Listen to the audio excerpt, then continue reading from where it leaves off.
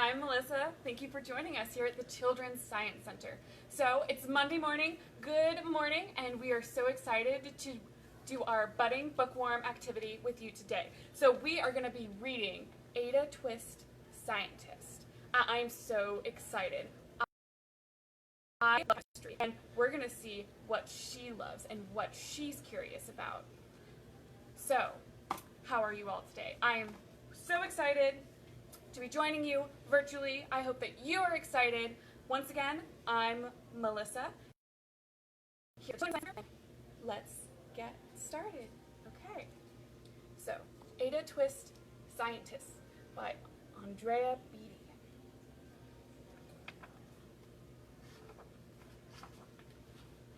Look, here's a little cat.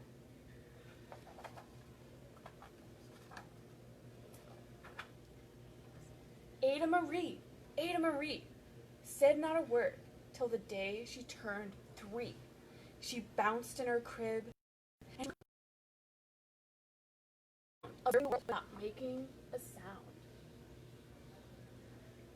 She learned how to climb and made her big break, but with a trail of chaos left in her wake. She ran to station, conked out at night. Why is she sleeping up there?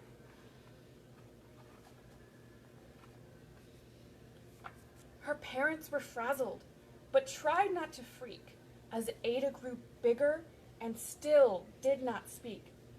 Clearly, young Ada, with lots in her head, would have something to say. Look, what does that spell? That spells her name. A-D-A. Ada.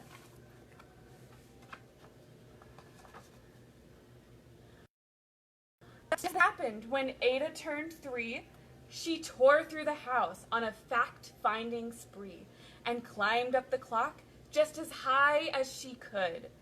Her parents yelled, "Stop!" as all parents would. Ada's chin quivered, but she did not cry. She took a deep breath, and she said, "Look, it's 8 o'clock. Where's she going?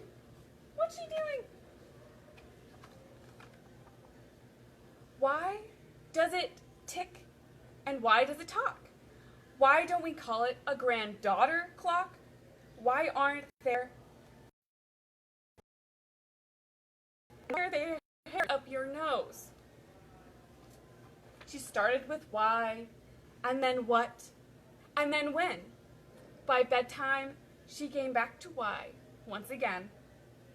She for days parents smiled at the curious thoughts of their curious child, who wanted to know what the world was about. They kissed her and whispered, "You'll figure it out." Her parents kept up with her high-flying kid, whose questions and chaos both grew always learning about the solar system. Even Miss Greer found her hands were quite full when young Ada's cake.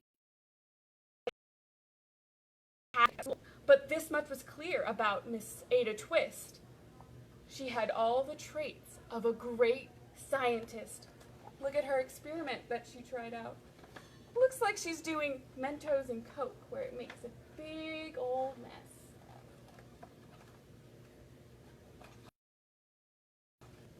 Ada was busy that first day of spring, testing the sounds that make mockingbirds sing, when a horrible stench whacked her right in the nose, a pungent aroma that curled up her toes.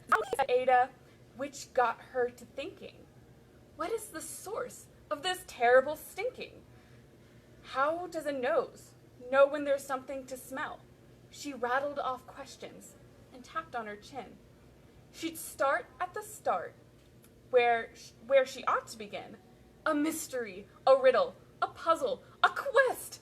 That was the moment Ada loved best. What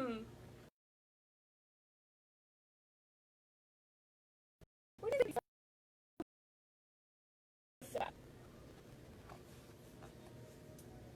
Ada did research, and she could, of smelling and smells, both the stinky and good. One hypothesis Ada thought that could be true. The terrible stink came from Dad's cabbage stew. Oof! She tested and tested, but soon Ada knew it was time to come up with a hypothesis too. What do you think the second hypothesis would be? Then, zowie! The stink struck again, and just like that, hypothesis 2, it was caused by the cat. The cat couldn't make such a stink on its own. It needed perfume and some fancy cologne. So young Ada tested. The test was a flop. She started again, but her parents yelled, "Stop! I don't think it's safe in the washer machine."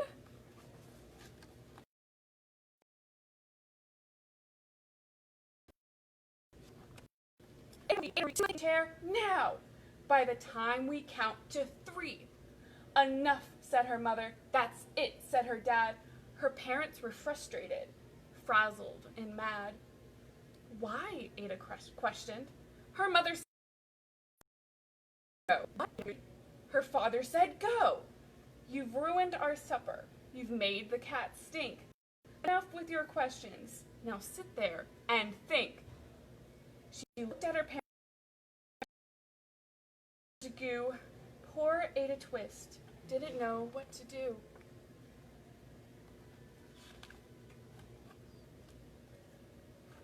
She sat all alone by herself in the hall.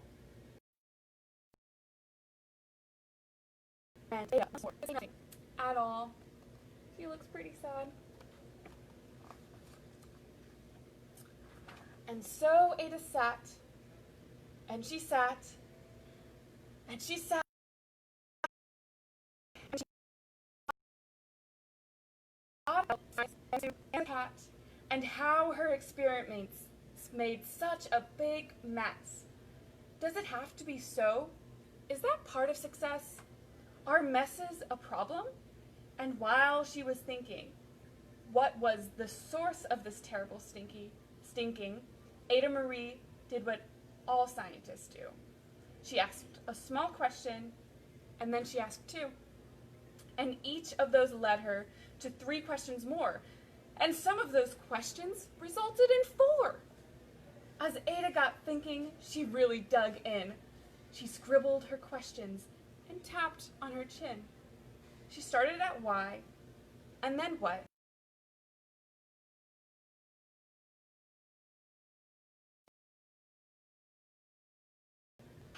And the hall, drawing on the walls.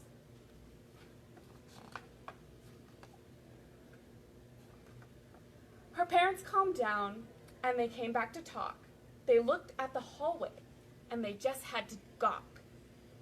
No patch of bare paint could be seen on the wall. The thinking changed. They watched their young daughter, and they sighed as they did. What would they do with this kid who wanted to know what the world was about? They smiled and whispered, "We'll figure it out."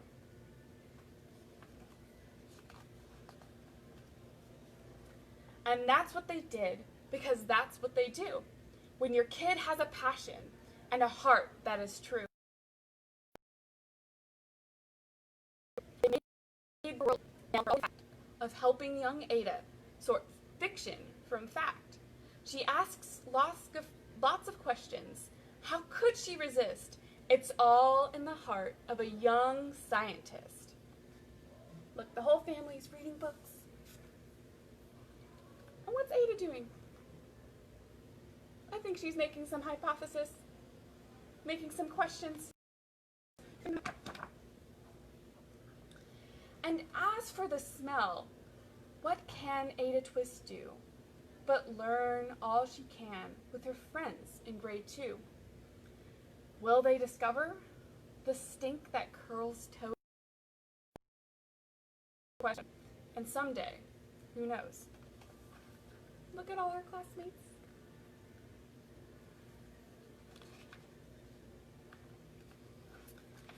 Okay, I wanted to share the note from the author. It's really important. Women have been scientists for as long as there has been science. They have asked questions and looked for answers of the secrets of the universe, of soil and stars, of stalactites and seahorses, glaciers. Ada Marie Twist is named for 2 of the many women whose curiosity and passion led them to make great discoveries. Marie Curie discovered the elements polonium and radium with her work that led to the invention of X-rays. And Ada was the first computer programmer. Well, I really enjoyed this book, and I hope you did too. I hope you have a wonderful day. Thank you so much for joining me.